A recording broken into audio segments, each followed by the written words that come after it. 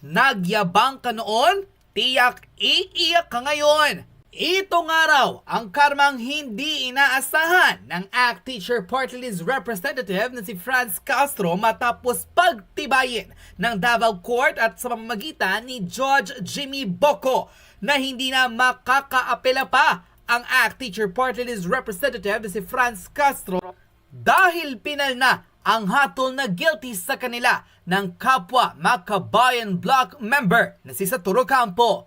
Sa inilabas ng Davao RTC at ni Judge Boco, pinagtibay nilang guilty sa kaso ng kidnapping sina Saturo Campo at Franz Castro matapos tangayin ang 12 batang katutubo sa lugar ng Talaingod, Davao del Norte. Ayon pa sa naging desisyon ng RTC, hindi na marerebisa pa ang nasabing hatol dahil sapat ang mga ebidensya ng mga magulang at saksi sa ginawang pangingidnap ni Franz Castro at Saturo Campo. Pagpapatunay lamang raw ito na no one is above the law, lalo't ang nasabing reklamo ng mga magulang ay may sapat na batayan at hindi na kailangan pang apelahan ng mga akusado lalo't may mga ebidensya laban sa kanila na totoo ang mga reklamo laban dito. Iyak nga raw ngayon ang mararamdaman ng ACT Teacher Party List Representative dahil anumang oras maaari na siyang maghimas ng rehas. Narito at panoorin ng full video kung saan naluha pa ang ACT Teacher Party List Representative na si Franz Castro matapos ang hatol sa kanya ng Davao RTC guilty sa kaso ng child abuse at kidnapping. Panoorin ang full video!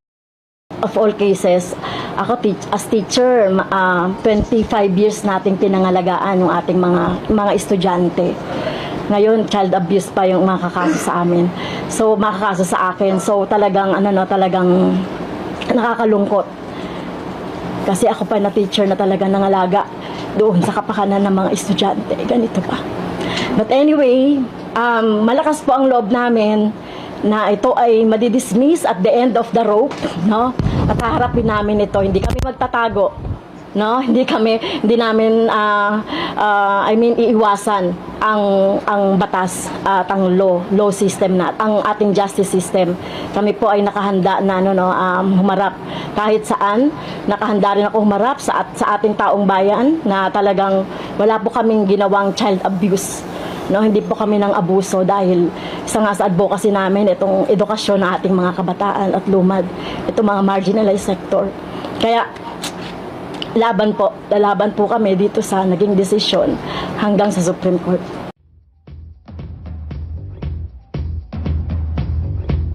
Nalungkot doon sa naging desisyon ng judge doon sa kaso na other forms of child abuse ng RA 7610 na ang involved dito ay yung 18 na mga tinawag natin itong mga Talaingod 18 na binubuo ito ng 8 teachers, kami Kasatur, 2 membro ng Alliance of Concerned Teachers, yung administrator ng Talaingod, Talaingod, yung Salagpungan Schools, 4 na pastor, no, doon sa ano. So, ang masasabi ko, kung sino pa yung nagtatanggol para sa mga karapatan ng mga kabataan, ay kami pa yung na-convict o kami pa yung mapaparusahan. Well, kami ni Kasatur ay invitee doon sa National Solidarity Mission dahil sa National Solidarity Mission ng Salagpungan Schools dahil sa matagal ng panahon, sa panahon ni Duterte ay talagang hinaharas, may mga pinapatay pa nga na mga lumad na mga estudyante at saka executive director ng isang lumad schools. Kaya matagal ng panahon pa rin ito ni dating Presidente Duterte ay ganoon na yung nangyayari. Kaya wala silang mapupuntahan kundi humingi ng tulong sa amin na nasa gobyerno at saka dating congressman. Kaya yun po yung ginawa natin, tumulong po tayo. Ang nakakalungkot lang dito, sino pa yung mga teachers na sinikap na yung ating mga estudyante na sinikap na i-rescue sila, sila rin ay mga convicted din. Sila yung mga teachers na talagang binubuhos nila yung kanilang effort, even yung kanilang buhay para makapagturo lang dito sa mga lumad schools. At kami naman ni Kasatur at yung aming mga miyembro sa ACT ay kami naman ay kumbaga nag-rescue sa maklolo lang sa kanila. Kami pa yung kami pa yung convicted at kami yung mapaparusahan. Tumulong na nga kami sa ating mga estudyante. So, nagpapatuloy pa rin itong kawalan ng hustisya sa ating mga lumad. In fact, kung maalala ninyo, more than 200 schools ang pinasara nung panahon ng Duterte administration dahil sa kung ano-anong mga pagbibintang. Kaya hanggang ngayon nagpapatuloy yung inhustisya, yung ating mga estudyante na mga lumad, marami sa kanila ay hindi na rin nakakapag-aral.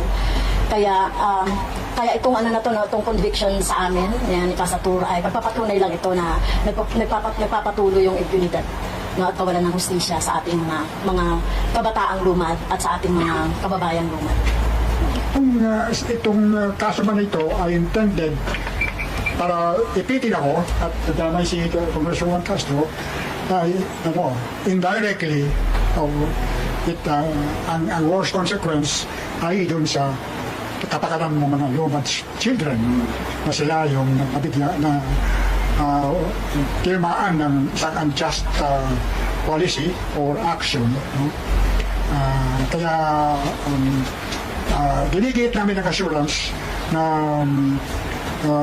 lalabanan namin itong kaso hanggang ma-dismiss at kung magkakaroon pa uli ng anumang attempt laban sa interes ng mga katutubo, Mindanao Region, kami ni Catherine Sabon ready to provide assistance.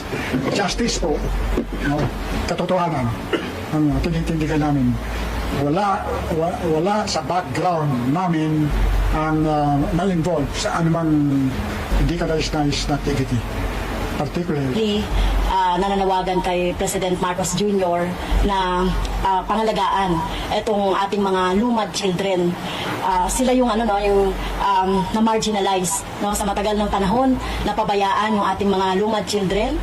Kaya sila mismo nagtayo ng kanilang mga paaralan, more than 200 dyan ang mga paaralan na itinayo nila sa tulong ng iba't ibang multisectoral groups, mga CSO, para magbigyan sila ng edukasyon and religious organization. Uhaw na uhaw sa serbisyo ng ating gobyerno, lalo ng edukasyon ng ating mga lumad. Kaya nanawagan tayo na reviewin yung ginawa na pagsasara ng itong mga lumad school na to para makapag-aral po yung ating mga katutubong lumad sa sa Mindanao at mabigyan sila ng edukasyon. Kasi yung sa mga personal na natin na pagkipag-usap, encounter natin sa mga lumad, ang tatalino nila, ang gagaling nila, ang husay nila sa agrikultura, iba pang mga science, kaya talagang pangalagaan natin sila at pag-aralin, buksan itong mga lumad schools kung maaari. Ito lang yung pakiusap natin kay Presidente Marcos Jr. na talagang ibigay yung karapatan ng ating mga lumad. Tumagal ng almost 6 years mula noong 2018. So, hinarap namin ito, Kasatur, yung mga teachers sa ACT, at saka mga pastor, squarely.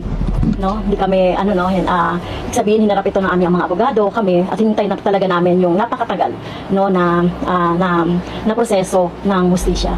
But any rate, sa kagaya na sinabi ni Kasatur, kami ay mag-a-appeal, taharapin po namin ito face to face, itong kaso na to, at talaga kung we deny itong naging desisyon, yung kaso na binigay sa amin. Of all cases ako as teacher, 25 years natin pinangalagaan ng ating mga estudyante. Ngayon, child abuse pa yung nakakaso sa amin. So, makakaso sa akin. So, talagang nakakalungkot. Kasi ako pa na teacher na talaga nangalaga doon sa kapakanan ng mga estudyante. Ganito pa. But anyway, malakas po ang loob namin na ito ay madidismiss at the end of the rope, at haharapin namin ito. Hindi kami magtatago, hindi namin iiwasan ang batas at ang law system ang ating justice system. Kami po ay nakahanda na humarap kahit saan. Nakahanda rin ako humarap sa ating taong bayan na talagang wala po kaming ginawang child abuse.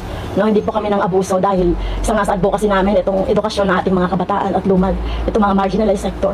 Kaya lalaban po kami dito sa naging desisyon hanggang sa Supreme Court. Okay, so emotional po kayo. Well, medyo emotional ako kasi as teacher, ang atin na nahatulan ng guilty dito sa child abuse. Naninindigan pa rin tayo. Ako personally, nananawagan kay President Marcos Jr. na pangalagaan itong ating mga lumad children. Sila yung na marginalize sa matagal ng panahon, napabayaan yung ating mga lumad children. Kaya sila mismo nagtayo ng kanilang mga paaralan, more than 200 dyan ang mga paaralan na itinayo nila sa tulong ng iba't ibang multisectoral groups, mga CSO, para mabigyan sila ng edukasyon and religious organization. Uhaw na uhaw sa serbisyo ng ating gobyerno, lalo ng edukasyon ng ating mga lumad. Kaya nanawagan tayo na reviewin yung ginawa ng pagsasara na itong mga lumad school na to para makapag-aral po yung ating mga katutubong lumad sa sa Mindanao at mabigyan sila ng edukasyon. Kasi yung sa mga personal na natin na pakikipag-usap, encounter natin sa mga lumad, ang tatalino nila, ang gagaling nila, ang uhusay nila sa agrikultura, iba pang mga science, kaya talagang pangalagaan natin sila at pag-aralin, buksan itong mga lumad schools kung maaari, ito lang pakiusap natin kay Presidente Marcos Jr. na talagang ibigay yung karapatan ng ating mga lumad.